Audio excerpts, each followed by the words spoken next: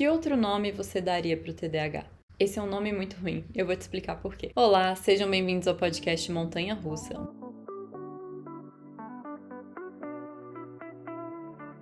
Podcast cheio de emoções, em que a sua host Luísa, mãe, mulher com TDAH, imigrante e psicóloga clínica, traz assuntos que são importantes com relevância clínica. Esse é o nosso segundo episódio, inaugurando hoje o quadro Hiperfoco, em que eu falo sobre TDAH de uma perspectiva científica e também pessoal, porque eu tenho lugar de fala. Afinal de contas, eu sempre tive TDAH, mas eu só fui diagnosticada depois dos 30. O que é TDAH? É transtorno de déficit de atenção e hiperatividade. Não existe TDA, não existe TDAH sem A. O transtorno é um só, independente se você tem o subtipo desatento ou subtipo hiperativo, o que é bem comum, que a grande maioria das pessoas, cerca de 60%, tem o subtipo combinado. Independente não existe, tá, gente? Não existe TDA. Inclusive porque quem tem o subtipo desatento costuma ter também sintomas do hiperativo, tá? Mesmo que não feche o diagnóstico. Transtorno de déficit de atenção e hiperatividade é um péssimo nome para um transtorno tão complexo. Ele é um transtorno do neurodesenvolvimento, significa que o seu cérebro se desenvolve de uma forma diferente e que ele vem desde antes do nascimento, muito provavelmente, a não ser que seja por causas ambientais, do tipo nascimento prematuro ou algum traumatismo craniano. 80% das pessoas vai nascer, é um transtorno genético muito forte, então se alguém tem, provável que algum parente de primeiro grau tenha, então algum pai ou algum irmão. Esse nome traz muito estigma. Não é incomum os transtornos mudarem de nome, gente. Isso não é uma coisa, oh meu Deus, inovadora está falando pra mudar uma coisa aqui. Não, isso é super comum. Vários transtornos mudam de nome o tempo todo. O DSM está em constante evolução. O que é o DSM? O DSM é o Manual Diagnóstico Estatístico de Transtornos Mentais, né? Feito pela Associação Psiquiátrica Americana, a APA. A cada 10 anos, mais ou menos, ele tem tipo uma atualização, que é o que a gente tá agora. A gente tá no DSM-5 TR, que sofreu uma atualização, um texto revisado, ou uma edição totalmente nova que quebra com as edições anteriores, né? Quando eu tava na universidade ainda, quando eu estudei psicopatologia lá no meu segundo semestre, eu estudei o DSM-4 e hoje a gente tá no DSM-5 TR, que saiu em 2023. Ele não é perfeito, tá, gente? É um manual bastante falho, obviamente, mas se é ruim com ele, é pior sem ele. O Afonso tá latindo, não sei se vocês estão ouvindo, espero que não. O Afonso é meu cachorro, meu companheiro de gravação. E é um conjunto de pesquisadores e de clínicos que se juntam para definir quais são os critérios diagnósticos, né, de um transtorno. O TDAH, ele tem 18 sintomas, 9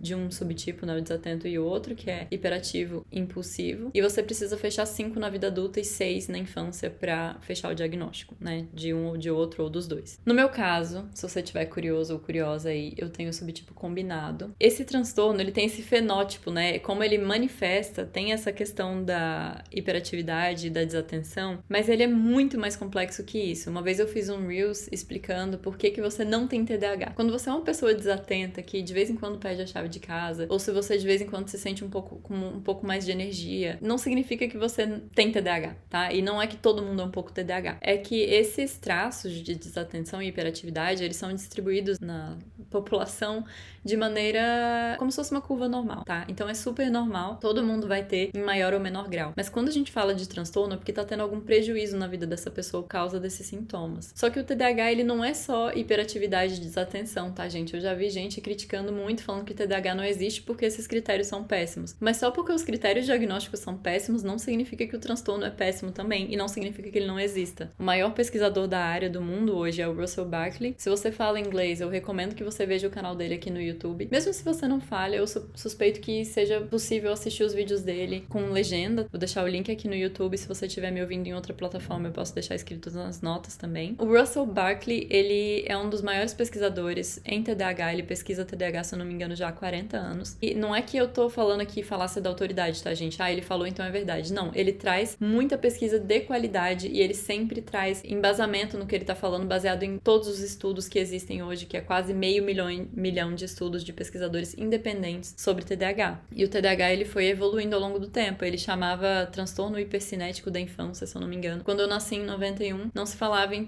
esse tipo de transtorno em adultos. Achava-se que era uma coisa só da infância, que ficava ali presa na infância, que não ia evoluir junto com aquela pessoa. Mas hoje a gente sabe que ele persiste também na vida adulta. Outra coisa, a apresentação feminina do TDAH é muito diferente da apresentação masculina. Eu sou muito hiperativa e é muito do meu pensamento e e da forma como a minha mente funciona e não necessariamente de movimento. Eu não sou aquela pessoa que vai ficar quicando de um lado pro outro, apesar de que eu acho que eu aprendi a mascarar muito. Tô até falando meio rápido, vou falar mais devagar. Eu aprendi a mascarar muito. Eu tô tentando desmascarar o meu TDAH nos últimos meses, nos últimos anos. Eu espero conseguir compartilhar isso um pouco com vocês, dessa jornada do desmascaramento. Então, todo mundo acha que o H da hiperatividade é aquela criança que não para quieta, é o menino que não para quieto, é o menino que não consegue prestar atenção, que tem que ficar conversando, que tem que ficar levantando. Mas a verdade sobre a hiperatividade é que ela é extremamente inibida socialmente. Então, as pessoas, por exemplo, eu sou uma pessoa que eu falo muito durante filme, e eu falava muito quando os adultos estavam vendo jornal, por exemplo, e eu era extremamente silenciada por conta disso. Eu tô rindo porque hoje eu acho muito engraçado. Eu sempre tenho alguma coisa pra falar, alguma opinião. Eu sempre sou aquela pessoa que o professor tá dando aula e eu já tô perguntando alguma coisa lá na frente, perguntando sem levantar a mão, sabe? Mas ela é muito inibida socialmente, porque as pessoas vão te punindo por você tá fazendo isso e você acaba reprimindo esse seu lado. Então não é visível, né? A impulsividade também é uma questão muito importante. Ela pode vir muito acentuada para adultos no geral, com gastos excessivos, por exemplo, comportamento de risco, direção de risco. Eu, por exemplo, bati o carro 4 vezes. Aqui na Holanda eu não dirijo, mas uma das vezes foi numa viatura de polícia. Em cheio, gente, eu peguei assim, ó, a viatura, eu não vi